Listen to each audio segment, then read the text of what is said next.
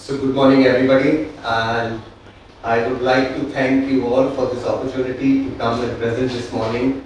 I'm really overwhelmed by the fact that I stand in front of all you great diagnosticians here this morning and talking about my field. But one thing is, there's this saying, if I can't convince you, let me confuse you. But that's not my intention this morning. Let me start with why. Why I do what I do as an audiologist, going into details of and measuring different types of stimulus and the responses as we see patients with vertigo.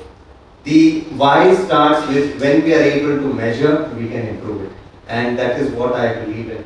And to start off with this, I'd like to share a story. I would like to know how many Christopher Nolan fans here. Okay, I see very few hands. Yes, thank you. So, in this movie, Interstellar, it is a story about a father sending a message to his daughter in the future to tell her to get out of the earth because it's in chaos. And that is what our patients feel like. The chaos of vertigo and the badge that they wear. And that is what we do, is sending them the message that there is hope. Like, he's able to send it through a wormhole. Now, time travel has always intrigued me, and I'm a sci-fi nerd, so I enjoy that. And time travel to a star that is billion light years away is impossible in our lifetimes. But unless we have a wormhole. So let us look at this. I need to reach from point A to point B. And this would take me a billion years. But if a wormhole is stabilized, I can reach it in a moment. And that is what you all as diagnosticians here, I see you all at the bedside, is getting the diagnosis like it's something far away, in this vast expanse of neurons in the cerebrum, midbrain and all of that, and you are able to come to that. But this is something that has taken a lot of calculation over the years. This is a card my daughter made for me. That's right, it was father-daughter story in Interstellar. And here is my daughter telling me that she loves me, but I am just waiting for her teenage years when then there will be again some kind of communication barrier, but that's good to know. But that's when the time comes. But the story comes to that all of you, we've all been standing on work of giants who have helped us learn so many things over the years, and that has come to, and then we come to these diagnoses. But today I would like to talk about the documentation of everything that we do. And as an audiologist who understands the ear, trying to see how it works, and the beauty of things is now I tell patients your ear is not an organ in which you just hear, it's an organ that helps you navigate through space. The decision of if I need to get out, how my hip has to be, where my eye has to be, so that I can stably get out of this place. So that is what we are going to do. So in the clinic, that is very mobile of mine, which I can carry to different rooms in the hospital and able to set up and test so many patients. So this morning I would like to come to what all we do. It's a comprehensive test battery approach with detailed history taking. What I do is not something that I can compress into half an hour, but is the process of today should be just a thing that I want you all to come and meet me, or I come and meet you and we have longer conversations and learn more about this lovely, intriguing topic. So the length of the vertigo, when it happens, what is the cause, what were the triggers, and all of this is taken in the history. So generally we are looking at functional disorders, peripheral disorders, central disorders, and all of that is what we go through in the testing procedure when you send them to me. The process starts with starting to test the inner ear first, the end organ examination. We start with an audiogram, our trusted audiogram, which has telling us so many stories. Nowadays, by the way patients are, the time taken to respond, we are able to check for diabetic neuropathies and how it is affecting the inner ear. So we are able to predict how well even hearing aids can help them. An old procedure that has not changed over the years, and I think so in the medical field, if things have not changed for a while, it's a perfect system. So that is something that audiograms are. Then we test vestibular evoked myogenic potentials. This is based on ABR. They are brainstem responses in which we do two tests. One is the cervicogenic evoked potentials, in which we place electrodes at the stretch of your neck. They are elicited in patients.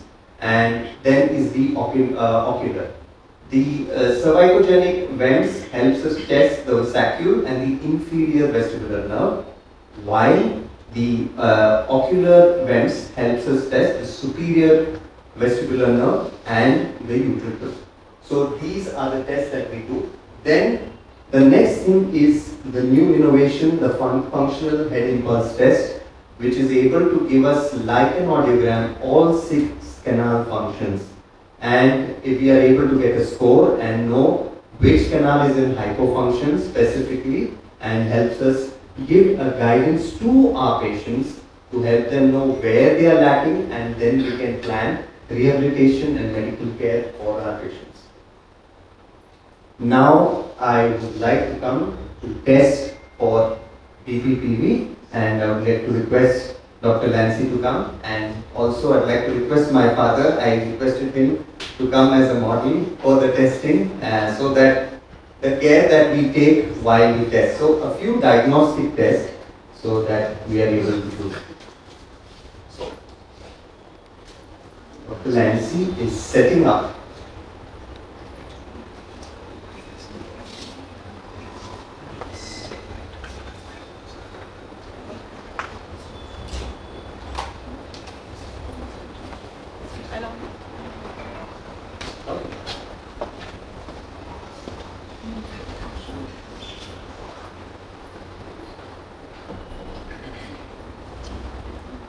So while she is setting up, now that she is set up, you will be doing the stick salt check, right? Yeah.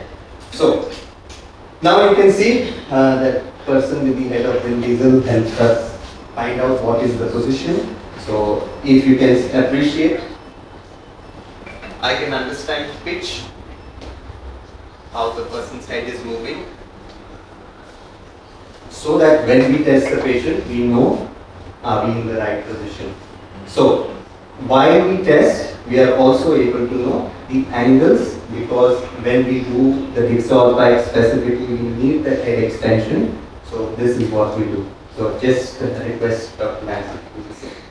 Okay, so first we would be demonstrating the Dixol pipe test, which is the test for posterior semicircular canal.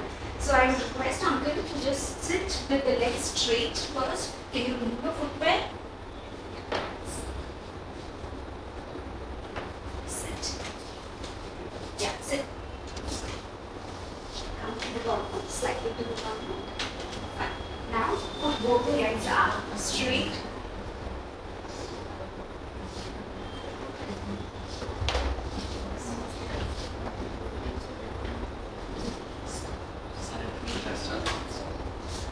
Come slightly behind. Okay. So for the first position in this test, I would be testing the right semicircular canal. So I would take the patient first 45 degree to the right, and then take a pitch forward. If you can see the head position, you can see it there. And then you can also note for any kind of nystagmus which settles in. The patient is in acute phase, we will start seeing the nystagmus from the start itself. Okay. So the next position is, I will be stabilizing the head of the patient in pitch forward and take him back completely into head extension. Keep Eyes open, please. Eyes open. Yes. Yeah. We look for the nystagmus in the graph and in the eyes. We keep this position for at least 60 seconds. Sometimes the patient requires more than 30 seconds to be placed in the position for it to start. We note it. This is what is the posterior semicircular canal long arm test. When we keep it in the head extension position, we get mostly the long arm getting stimulated, and that is the canalolisthesis of the long arm which gets positive. The second position is the hemi-Dix-Holpite's, where we take the patient from the same rotation to 30 of flexion. This position, if the patient is symptomatic and if you get an upbeat torsional, it is usually the cupulolisthesis of the posterior semicircular canal which gets positive. And from this position, maintaining the rotation of the neck, we ask the patient to sit up. Sit up. And if the patient is more symptomatic after the patient sits up, it's usually the short arm of the posterior semicircular canal which is involved.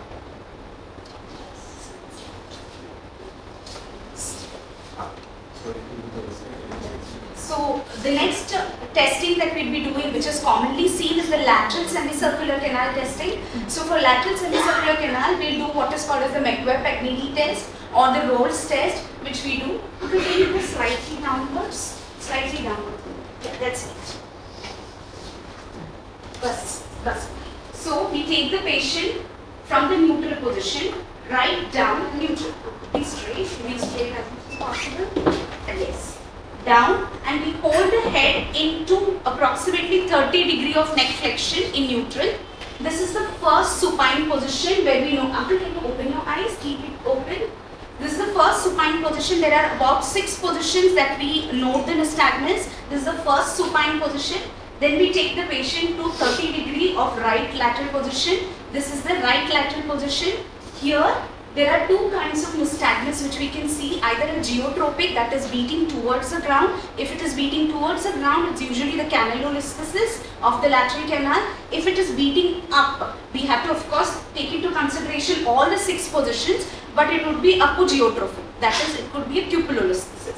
So this is the second position, right lateral. We again take the patient back to the supine position.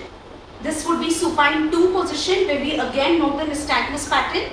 Then we take the patient to the opposite side, that is left lateral. This is the fourth position. Again, take the patient back to supine. We again note the nystagmus in this position. So there are variations in this. This is the pattern. This is the pattern which we usually do in a geriatric patient where they have difficulty in rolling up completely. Otherwise, the Rolls test also involves taking them completely to the sideline and noting the nystagmus on both the sides. Thank you.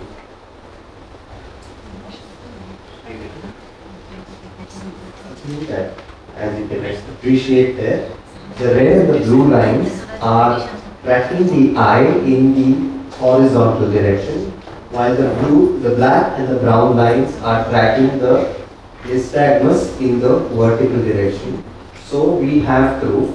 Then we will also be having annotations here which will start giving us the phase velocity, the frequency and all of that in different positions. So is there an amplification, is there phase reversal, and all of this helps us diagnose patients better because momentum aggregation across different canals, and as we see more in geriatric cases, because geriatric cases, the research shows 58% cases are of DPPP and one canal and another canal, and so we get sometimes very conflicting findings. So this kind of calculation across every position as we do, then we do like some math and see, okay, this is the first canal that we need to deal with, and then we go to the next canal. So this is about the positional tests that we do. So are you all with me? Yes, thank you so much. Nice to see those smiling faces.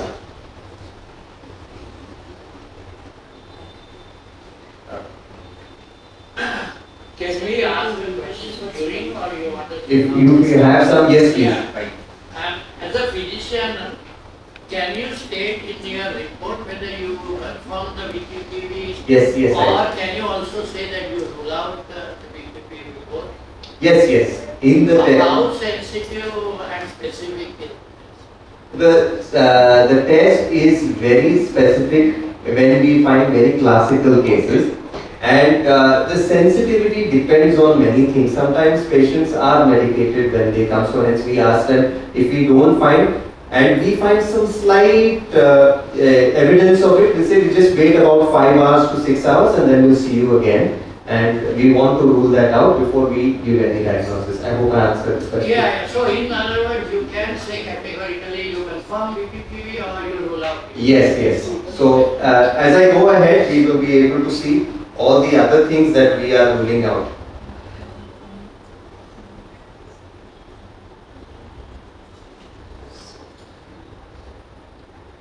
Okay. So then we come to the next test that were in our whole protocol is test for otic capsule dehiscence. This is very rare, but one thing is in audiometry, subnormal bone conductions like -5 and all those kinds of finding. WEMPs, which generally are elicited at 95 dB SPL, we get very clear cut WEMPs, but if we find them at 60 dB SPL, we would start looking at otic capsule dehiscence. Second is in the COG, or it was previously known as VNG video nystagmography, now it's called as cranioculography. We do the Tullio phenomenon and the Valsalva test and see increase in nystagmus that would point us to otic capsule dehiscence. Then in vestibular asymmetry, what we would do is put on the goggles and just in dark.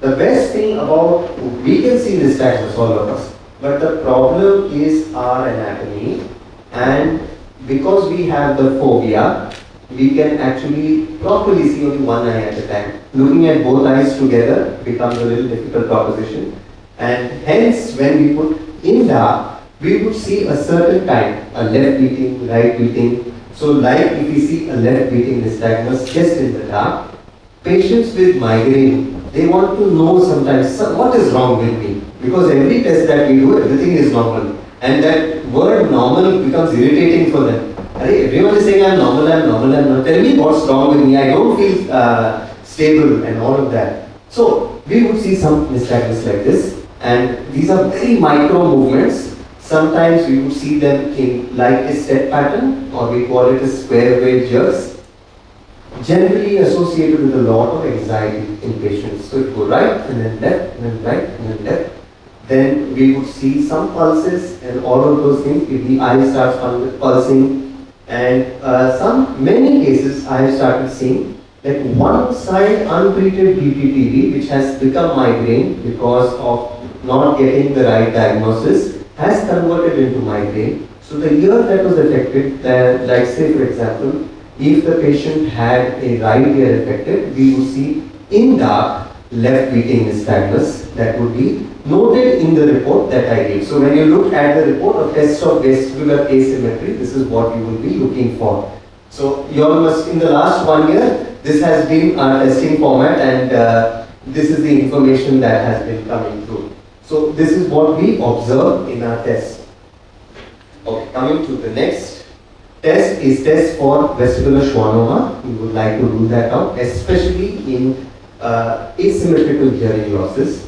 And COG has found patients with even 0.1 mm schwannomas having the nystagmus against the affected side. So we have seen that, and as part of any patient coming in, because the goggle is always with me, they come in for an audiogram, I just take 1 minute recording and just keep it, because now I've got into the habit of just starting to record and see what all do we find. Because it's very wonderful the amount of data that we are getting these days. I don't bill the patient, but I say just for my own happiness, can you please help, if you'd allow me to record, and they are very happy to help me with that. So we do that, and then MRI is essential for confirmatory tests. Now we come to test for the neural integrator. It is wonderful. This diagram is a very good guiding light into knowing in dark spontaneous nystagmus, what are the stories they are telling. So like if the patient has vertical gaze holding problems, so then we will know that is in the IMC. Then patients with horizontal evoked nystagmus will we have in the nucleus prepositus hypoglossae. Then we would know if the patient is having upbeating nystagmus constantly. It can be post, there may be The momentum aggregation post BPPV means the brain is so used to the giddiness that it generates its own upbeating nystagmus, or we will be able to find medullary strokes that have missed by the any kind of imaging. So this is a very good diagram, and this is NASA courses for doctors.za, very good website that I would request you all to start reading through. Wonderful website in neurology of the eye, and that has been helping us write detailed reports. And when we send out reports, so neural integrated function will be the next test in the reports that will be given out. Then is test for cerebral function. The tools that we use is once again the COG. Now I'd like to just show you how it would look like. So this is how person with typical functioning cerebellum, you can see the smoothness of the volume. Now with patient with a cerebellar stroke, can you see the saccadic movement that is happening? So this is something you would see in the cerebellar testing in the next section in the reporting that is given to you when patients are sent to us.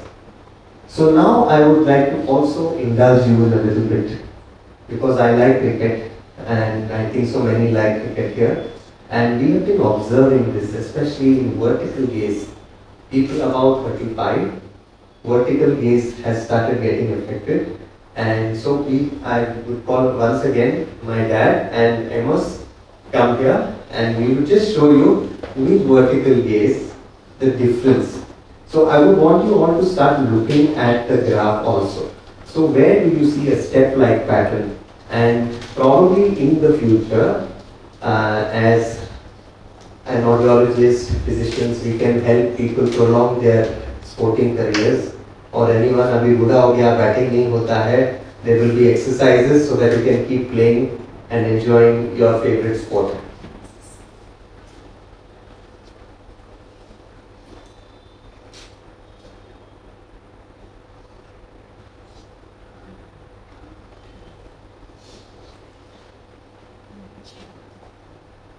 Okay.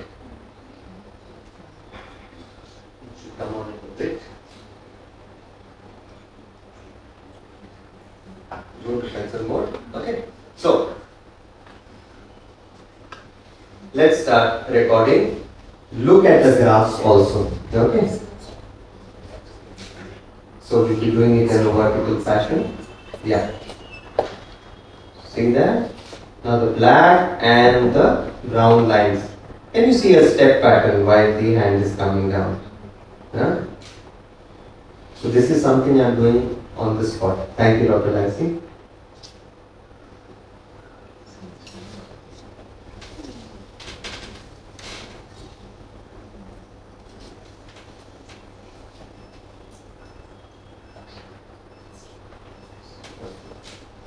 So there we start. And now you see is got a little confused. And nice smooth waves. So many of us may be thinking why we get bored so easily. Because while the ball is coming down, we miss it for a few milliseconds and it's gone. Thank you so much. Is Meniere's disease, which shows up like BPPV, migraine, and confuses us all. Beautiful test, vents. Vents, we see something called as tuning curves. We have the facility to test them at 500 Hz, 1 kHz, 2000 Hz, and 4000 Hz. And we see as the frequency increases, so when a value starts going up, so the amplitude of the waves are seen to be increasing. We call it frequency tuning in Meniere's disease. Another thing is ECOG. It is actually Bera, normal Bera, but the wave 1, we start calculating, summating an action potential, and when the ratios are off compared to typical cochleas, we would use these two tools to check. One thing is in Thane, only we have the facility using bone conduction, which is the most effective way because we get much larger waves. And because air conduction, we are seeing much smaller waves, bone conduction stimulation has been more effective. Very soon we will be testing even masseter bends. We are still figuring out the protocol in which we will be able to do in labyrinthitis because that gives us cochlear plus vestibular information. So that is in the process. So we will be using that and we will be able to check for Meniere's disease in a much better way. Next thing in our reports, we will be seeing tests for episodic ataxia, any kind of SEA and all of this. So this is how normal saccadic movement, that is looking left, right, that we would see while driving cars. And when we look at our left and right mirrors to check for anyone overtaking us, the next one we will see someone with an impaired saccadic movement, and we will see this stepwise pattern, and we will be able to see on graphs.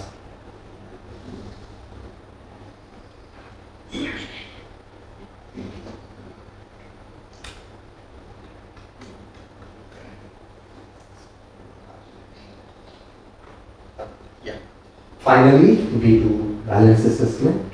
We would be doing MTCP protocol in which we check patients with a wide stance and we are testing them for escalating sensory denial. So we start with their eyes open, legs wide apart, then eyes closed, and then we put a cushion below which takes away sensory information, proprioceptive information, and then we check for sway, in which side they are swaying. Generally with eyes closed, if the patient starts showing sway, then we are sure it's vestibular conditions. Then if we see with eyes open and the person is swaying when there is no sensory information, we are so sure to know there's some kind of neuropathy setting in, and this is a very beautiful tool. This tool has been very beneficial. In the last 6 months, we have been trying it out with our hearing aid patients. And we have seen them, because this one has gamified rehabilitation for balance. So we just want patients who use hearing aids, because in hearing aids we have been seeing that there is no auditory memory. Because what you are listening, I won't say again. You understand me because you remember everything I said.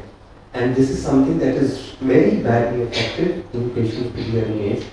We started using vestibular rehab just to improve attention, and we have started seeing they are not complaining of noise anymore.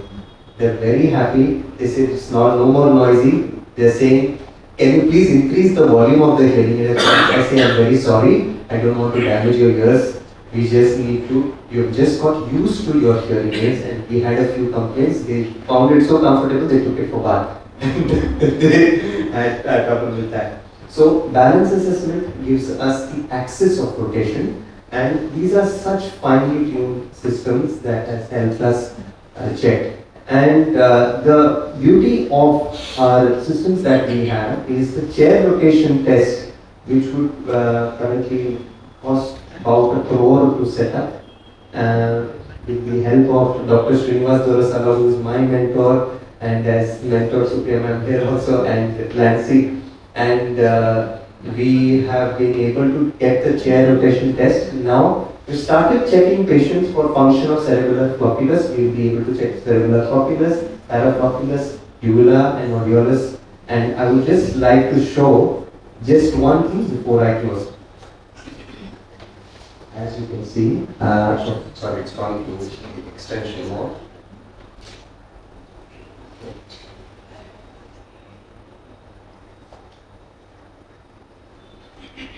So when we test patients, we want to move it to 180 degrees, and you can see here it's able, I think it's very small, but I'm able to see on my screen the angle, and down you will see even the speed. So we just do one round of it. So this is with vision allowed. Then we do it with vision closed. Then we give a light source here. So when vision, there is a thing to focus, right close, and then we do it with the thumbs up like this. So when the So convergence, divergence, all of these functions are tested when we are doing it. So it would be something like this. Okay, let's start recording.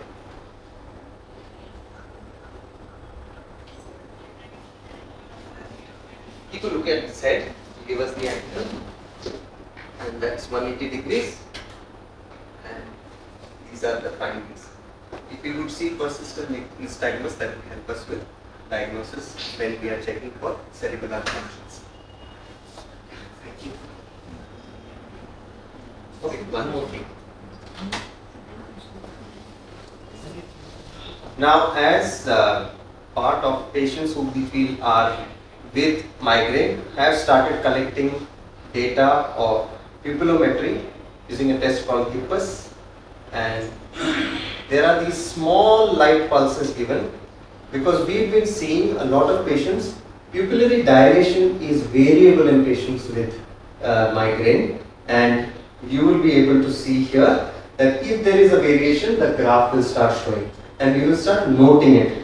Currently, we don't have normative data and we are collecting it all over the country, but the thing is we will continue, and if there is an update, you will start seeing it in the reports. So these are the upcoming things in what we see in our testing today. Thank you so much. In closing, I would like to thank you all for your patient listening, and think that as people who are wanting to help people with vertigo. So the question that I want to leave you all with is why we want to measure and why we want to document is because just like in Interstellar, survival wasn't just about chance. It was about carrying the right message through the right channel.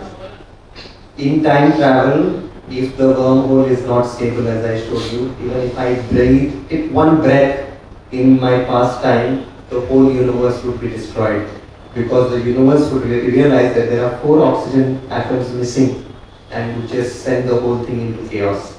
But the wormhole sterilized because father and daughter decided to carry through. Like if you see that movie, she writes the calculations, the best calculations to send people into outer space and help humans thrive. So in the same way, as we start documenting our journey with patients with vertigo and writing down their history, we will be able to send them out of the chaos into a stable, thriving life. Thank you all.